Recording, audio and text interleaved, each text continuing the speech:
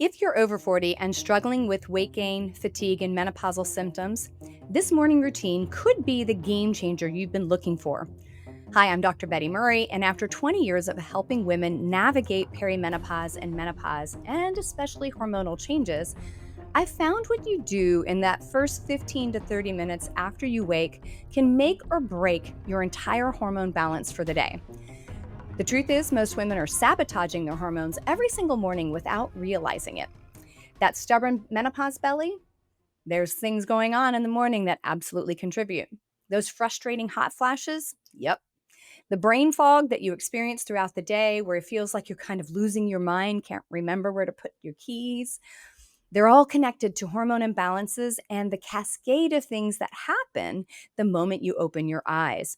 And what I'm going to share with you is not a complicated biohacking, expensive supplements protocol. It's straightforward, science-backed routine that targets these hormonal imbalances. And I've seen this work for thousands of women, and I've seen it work for lots and lots of years in my practice. And even those who have tried everything. So whether you're just noticing some perimenopausal symptoms or you're deep in the throes of menopause and beyond, this is the journey that we're going to take today. That's going to be, about 15, 20 minutes of helping you understand how to retool your mornings to get that control back in your life so you can feel like yourself again. All right, so let's dig into your awesome morning routine and how we're going to retool the first 15 minutes of your day so it helps you start to balance your key hormones. Now, first, I have to have a serious disclaimer. If you have hit menopause, there is no supplement on the planet that is going to restore ovarian function. There's also no routine in the morning that's going to bring ovaries back from the brink of an egg carton debacle of emptiness. All that to say, if your egg carton is empty, we cannot restore ovarian function by restoring your morning routine. However, what we can do is balance a bunch of the other hormones in your body to make your body feel more balanced overall, whether you're doing hormone replacement or not. All right, so let's dig in. So bullet number 1, right? So let's talk about morning mayhem or hormonal mastery. So the first 15 minutes of your day can either stabilize your hormones or wreck them for the day. So I'm going to show you how that works. So the first thing that we need to understand is our mornings are designed to wake us up and cause a spike of your cortisol within the first 2 hours of waking. So there are some very important things that need to happen during that time. So the first thing is you need to have a wake cycle and a sleep cycle, ideally, that matches the current timeline of the planet in the area you're living in. And that means you need to wake up with the sun and you need to go to bed with the moon, meaning as the sun goes down, you get ready for bed and go to bed in a relatively short period of time after sundown. So in the summertime, that's usually going to be around 10 o'clock. In the wintertime, it might actually be a little bit earlier in the day. Now, if we look at morning routine, the morning you want to wake up as the sun is coming up, if not a little bit in front of it. But what you don't want to do is wake up 4 hours after sunrise.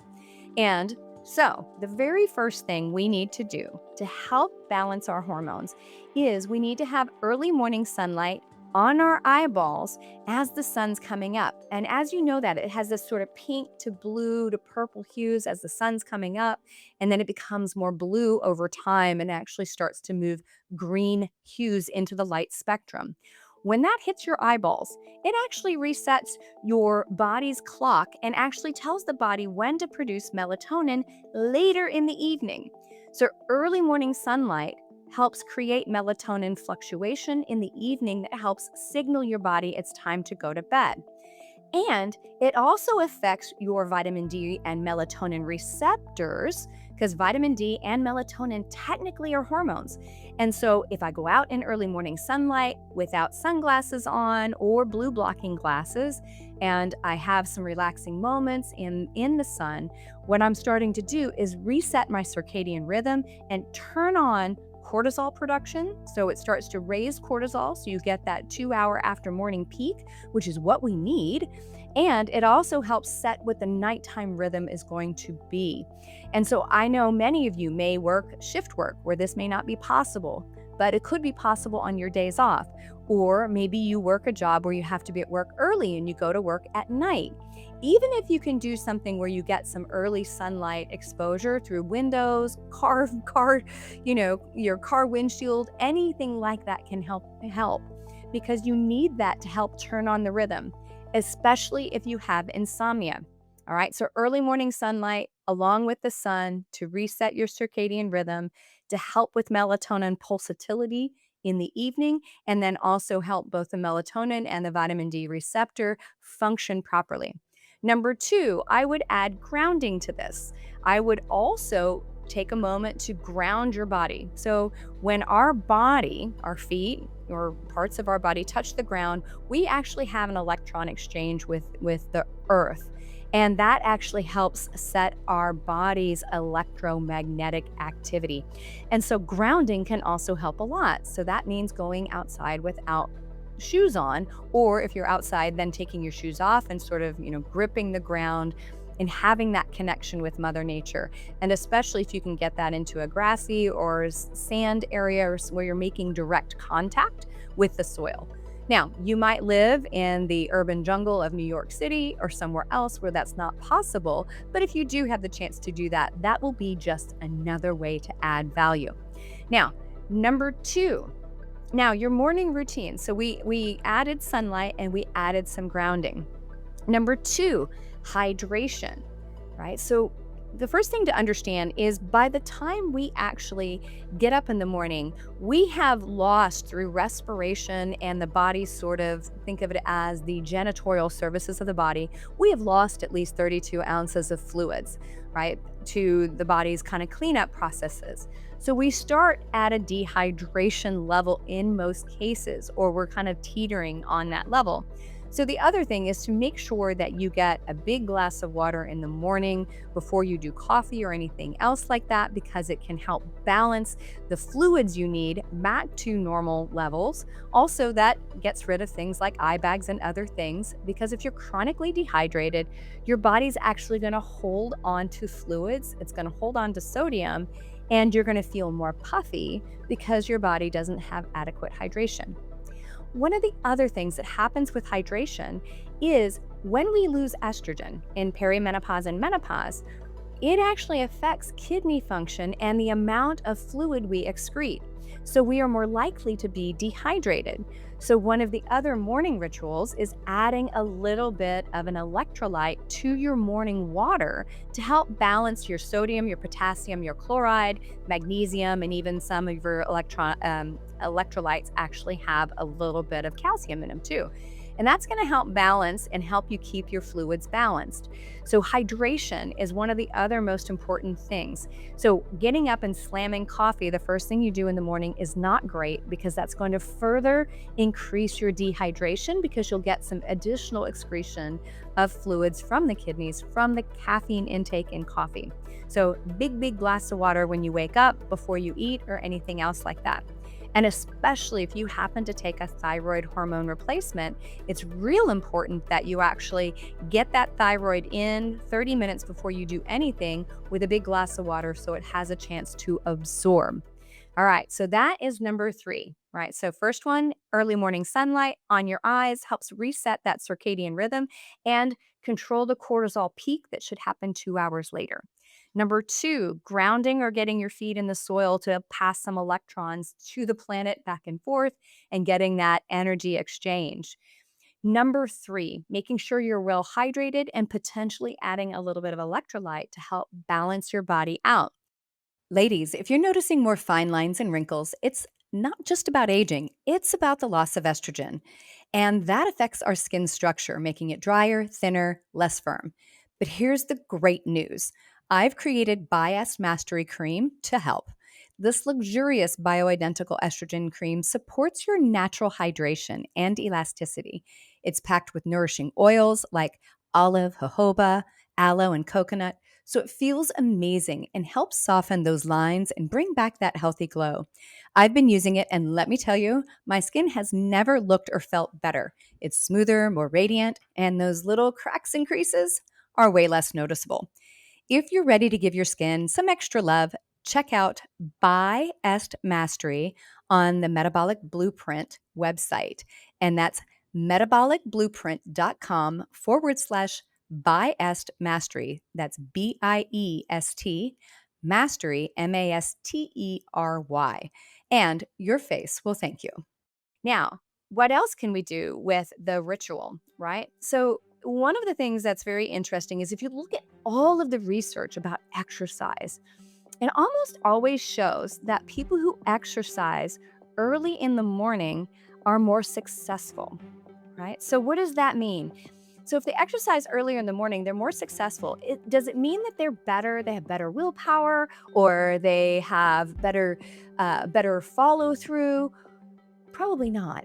What it really means is when they exercise in the morning, they're not going to have a scenario where something else or somebody else's agenda takes it away from them, right? So getting in some exercise early in the morning does a couple things. So first off, it's not something somebody can take from you. If you got it done before you did anything else, you got your exercise in, you feel good, it improves overall sense of self-esteem and self-worth, and nobody can take it from you. Number two, especially when we're perimenopausal and menopausal, because those sex hormones are declining, we have an increase relative to our sex hormones of our adrenal cortisol stress hormone. Now, add to that empty nesting, grandbabies, work problems, caring for an elderly parent, and the 10,000 other things that stress women out, unpaid labor. All of those things, most of us are very stressed out anyway. And so when you add the change in sex hormones that counterbalance and sort of even out that cortisol, and you have increased production of cortisol relative to your sex hormones, you end up with excess cortisol, which makes you more insulin resistant, which makes you more kind of feast and famine on the energy. You might have a little bit of jittery energy when you have your coffee or tea or whatever you do in the morning, only to crash later in the day because it's no longer consistent. Well, how can I help control my cortisol rhythm and use it to my advantage so I have better energy, have better metabolism, and feel better overall? When you work out in the morning, what we're doing is we're taking that stress chemistry, that peak of cortisol that happens in the first 2 hours, and we're putting it to good use. So here's the way to think about it. The body takes stress and it takes all the information into the brain, into the hypothalamus and the pituitary in the brain. And it takes in chemical messages like your hormones and your vitamin levels and all this other stuff. It takes in your senses, like your sense of smell, your sense of taste, all of those other things. And then it takes in your subjective experience, what you see, what you hear, what you're thinking. And it puts all that together in the brain. And the hypothalamus then decides, what is it going to do about it? Right? And that's where it starts the stress cascade. So if our bodies, from a natural standpoint, takes all that information in and it breaks it down to two very simple questions. Actually, I'll call it three. It says, do I need to fight for my life? Do I need to flee? Or do I need to freeze? Right? And when I freeze, in most cases, it's also like, hey, go get a sandwich or a donut while you're doing it. Right? So the reality is when the stress response hits, our body expects us to fight, flee, freeze, and probably feed, right? So if I naturally have a cortisol rhythm that is going to incline and go up in the morning, exercise gives me the physical outlet that looks like the fleeing or fighting activity that my body anticipates it's going to get. So it starts to normalize our physiology and biology to our subjective experience and chemical experience being interpreted by the hypothalamus and the pituitary in the brain. So when I get up and exercise, that helps my body go, cool, I got something to do with the stress that's automatically coming up because it's supposed to peak within 2 hours of waking. Now I'm good. I've got a little burst of energy. My heart rate's up. I've moved things. My lymphatics moved. I overall have a better sense of energy and I can make it through the day. And I would argue if you get that exercise in before you down your coffee, you actually get the benefit of having that sort of boost of energy before you actually take in your caffeine. However, I am going to say a caveat here because somebody like a trainer is going to jump in here. Caffeine in the form of coffee in particular, can be helpful for athletic performance. So some people choose to use a little bit of a coffee as a athletic performance enhancement. Either way, whether you do a little bit before you work out or you do a little bit after, the physical activity is going to give you a better sense of overall well-being. It's going to clear the foggy head. It's going to help normalize your cortisol. And even more importantly, no one took it from you. It's still available to you because you had it done and you have a sense of willpower and empowerment that comes from it. And because you had physical activity earlier in the day, it helps with quality of sleep at night because lack of physical activity will make our sleep patterns worse. We get better deep sleep when we actually physically exercise. So, so that would be number 4, right? Physically exercising in the morning. Now, I want to talk about one other major hormone saboteur that is really going to get, probably lambasted. Nobody's going to like this, right? So, one of the most hidden saboteurs of your energy and hormonal imbalance is the snooze button, right? Snooze on your phone, snooze button on your old school clock. So, when we go to bed, we go into sleep cycles, and the sleep cycle starts with drowsiness to sleep, and you have kind of a light sleep that will then drop into a deep sleep. And you may cycle in and out of those a couple times, usually early in the evening as you start to go to sleep. So if you go to bed at 10, those are those early sleep cycles between 10 and like 1 a.m. And then what happens later in that morning time is we start to cycle also into REM and non-REM sleep. So deep sleep is where we consolidate memory, right? So this is where you actually consolidate and remember the things that you read about that day, heard about that day. We get memory going. Now, REM sleep is where we consolidate and sort of process our emotional memories from that day. So, how many of you have the witching hour? You're waking up at like 3 a.m., can't get back to sleep for several hours, and then you fall back asleep at the time in which you're supposed to wake up. Often that means there's something going on with that REM and non-REM sleep, and we're losing some of that quality sleep where our body's processing emotion, which usually makes us feel a little frayed the next day. So, what do we do if that's happening? So, what's interesting is often if we lay there for a really long time, I remember this because I had decades where I didn't sleep well, and that's actually where I ended up going back and having palate expansion. But I always remembered I would lay awake for hours. And then it's like a half hour, 45 minutes before the clock would go off from when I really needed to wake up, I would fall back asleep. And then the clock would go off, and then I'd be laying there like, oh my God, I can't peel myself off the bed. My eyes can barely open. I'm just out of it. And then I'd be like, oh, no, no, no, no, no. No, I gotta hit the snooze for at least 15 minutes or 10 minutes because I gotta do that. And I might hit snooze several times because I woke up in this very groggy in and out of that REM sleep where I wasn't really in light sleep, which makes it easier to pull out of sleep. So when we hit that snooze button, what it does, especially as you go often, you don't go back into just a light sleep. You dip right back down into a deep sleep, which makes you feel more groggy the next day. And so I like to use the Mel Robbins technique here. I'm going to give her credit for it. Is when that alarm goes off, you hit it and then you count backwards 5, 4, 3, 2, 1, and get up. And here's the reason why. If you do that and you don't let yourself lay there and languish in the kind of fogginess of the morning, you get the body to wake up. And then if you haul your butt outside and get some sunlight on your eyes, you help further wake up the brain and the rest of the body and reset all those rhythms. And so one of the worst things we could do is hit snooze, is truly hit snooze. Now, we don't need fancy supplements. We don't need wearables or other things to fix this very basic lifestyle hack to feeling more awake and alive during perimenopause and menopause. As you very well know, I'm very much a fan and very much think every woman on the planet deserves to look at bioidentical hormone replacement for perimenopause and menopause.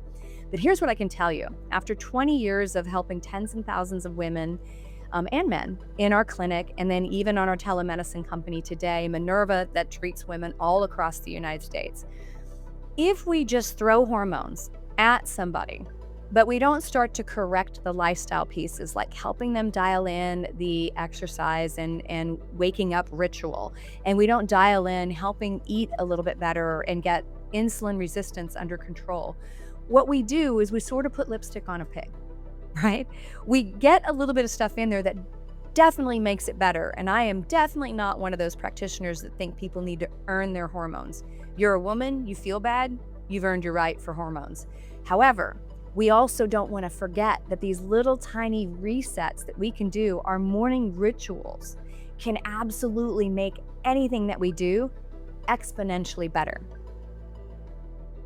So, when you support your body's natural rhythm, just the first few moments of the day, what we start to see is we start to normalize sleep, right? We get better sleep. We're able to fall asleep more quickly. We're able to stay asleep longer, and we're able to wake up more rested and aware.